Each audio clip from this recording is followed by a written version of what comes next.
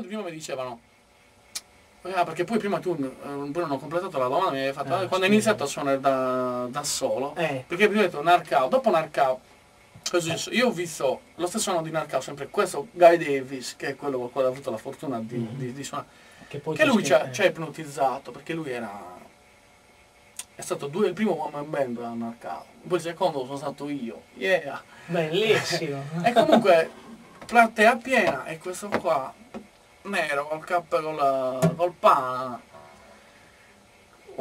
due chitarre vecchissime, un banjo, e un microfono intero per quando batteva il piede.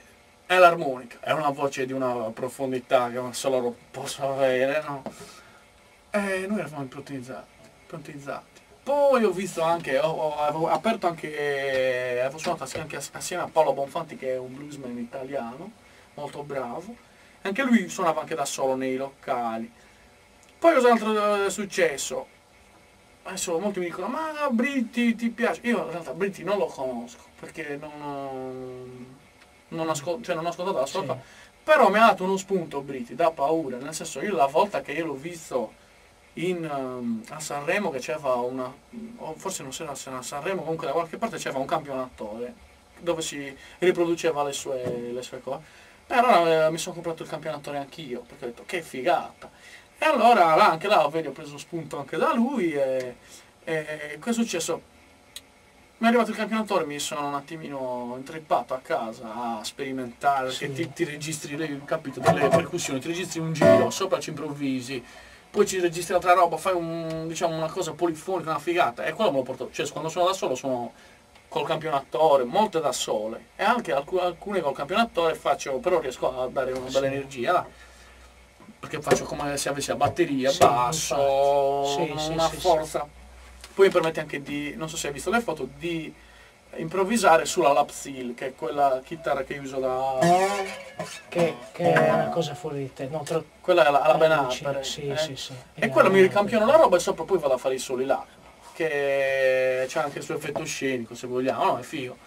Abbastanza originale, dai, come cosa. E niente, comunque cosa ho fatto? Mi sono comprato questa roba e ho fatto la prima serata a Sassari, la prima serata da solo, all'Urlo, quando c'era l'Urlo, forse era il 6 gennaio, il giorno della Befana, il 6 o il 5, il 6, comunque forse il giorno della Befana, il 6, e non puoi capire la soddisfazione che ci ho avuto, perché era una sfida, perché ero da solo, e perché poi ti rendi conto anche che quando suoni col gruppo, poi io sono uno che quando suona, a parte magari tipo in situazioni come hai visto l'altra volta, presentazione abbastanza molto a nudo, molto... Però quando sono sul palco... Tipo venerdì dici, no? Venerdì, No, ma dico, quando sono sul palco, che sono proprio nel mio... Ma io sparo anche le cazzate, faccio ridere, no? Dico... Però prima le sparavo, sai, c'hai l'appoggio, ti giri, ti vedi il tuo bassista che sta ridendo, sei come un gruppo, una cosa stessa. Poi invece ti trovi da solo, non ci sei abituato, da solo sul palco, e è un'altra storia, è tutta un'altra storia.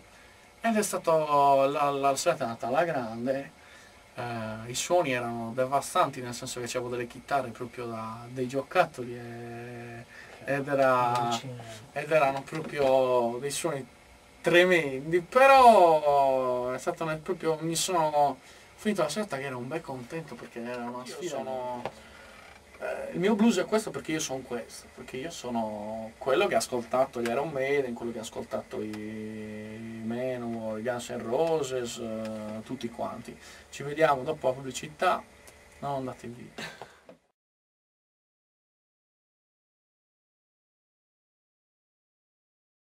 Dark Was the Night, che è di Brian Willie Johnson, che poi quindi dice Dark Was the Night, cioè non dice niente, perché questa è solo strumentale, però dice Dark Was the Night, Cold Was the Ground, quindi la notte era buia e la strada era fredda, perché lui appunto là si viveva per le strade.